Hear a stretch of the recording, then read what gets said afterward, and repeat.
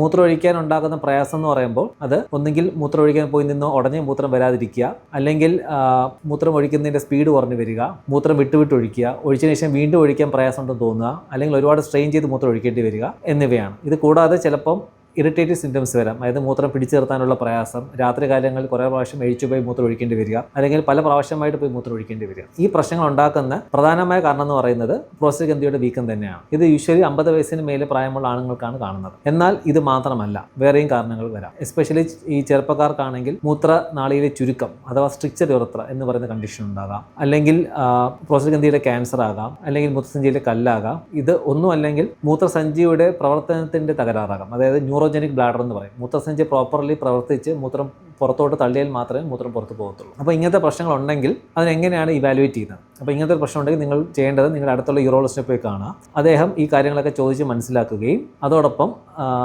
മലദ്വാരത്തിൽ കൂടെ പ്രോസ്റ്റേറ്റ് ഗ്രന്ഥി പരിശോധിക്കുകയും ചെയ്യും. ഇതിൽ നിന്നും ഏതാണ്ട് ഒരു ധാരണ കിട്ടും. ഇത് കൂടാതെ കുറച്ച് ബേസിക് ടെസ്റ്റുകൾ ചെയ്യും. അതായത് kidney function test, PSA test, urine routine examination എന്നിവ. ഇതിനുശേഷം ഒരു അൾട്രാസൗണ്ട് സ്കാൻ, അതായത് ഏറ്റവും സുലഭമായിട്ട് നമുക്ക് അവൈലബിൾ ആയിട്ടുള്ള സ്കാൻ, ഇത്രയും ചെയ്യുമ്പോൾ നമുക്ക് ഇതിനകത്ത് ഏതാണ് കാരണം എന്നുള്ളതിനെ കുറിച്ച് ഉള്ള സൂചനകളാവും.